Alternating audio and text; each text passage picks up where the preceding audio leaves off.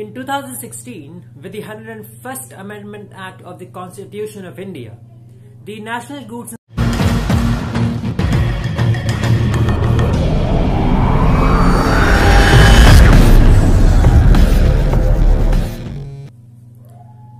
In 2016, with the 101st Amendment Act of the Constitution of India, the National Goods and Services Tax was introduced.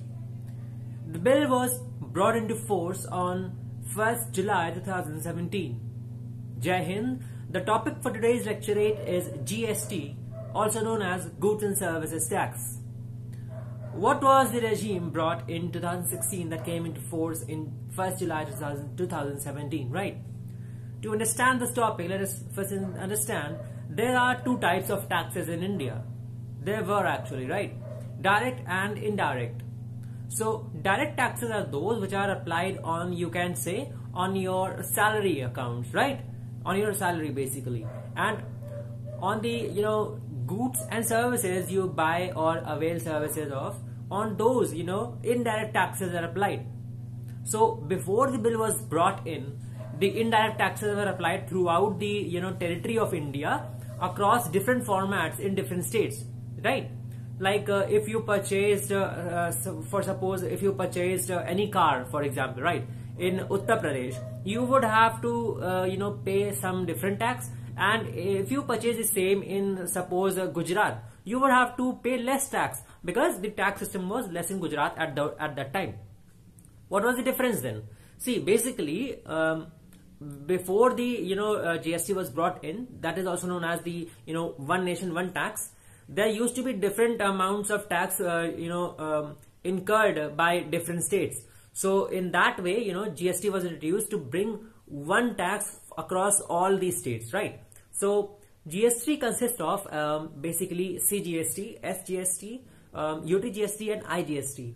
CGST means Central GST. So if any product or services are, made, center gets a fixed amount of tax throughout the state, right? Then comes the SGST. What is SGST? Suppose, a product or services are being made in, for example, Uttar Pradesh. So, suppose there is a total of 18% tax on a particular product.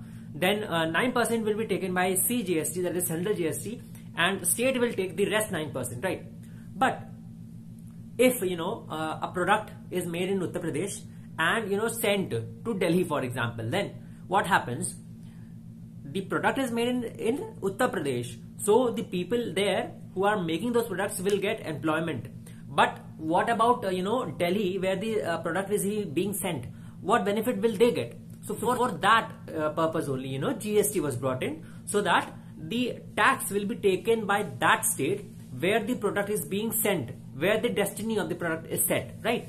So rest 9% will be taken by Delhi in this example. Now this is known as integrated GST, IGST. That is when a product is being made in one state and sent to another state, that is where IGST comes into place. So half of the tax is taken by CGST and half by IGST, that is state or UTGST, right?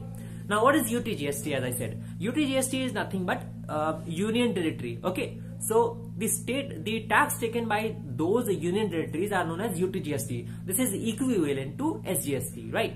So these were all the supposed amendments that were brought into force, and with this example you must have got what is SGST or GST all about.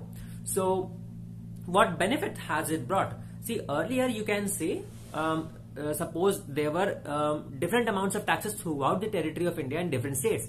So those states where the tax was lowest, for example Gujarat, the companies used to go and set up their plants over there, and by this, what used to happen, all the benefits, all the taxes were taken by those states like Gujarat as in this example, and the products where they were sent, they used to get nothing. So there was a sort of imbalance between the states and their development. So what has GST brought in benefits? See, firstly, the states where the products are being made, they are getting employment opportunities, and the products where they are being sent will get the tax. So there is a balance of power now. They both will develop with the balance, right? So that is what GST has brought in. Okay, so this was all about GST. Hope you would have got to understand the topic. Thank you.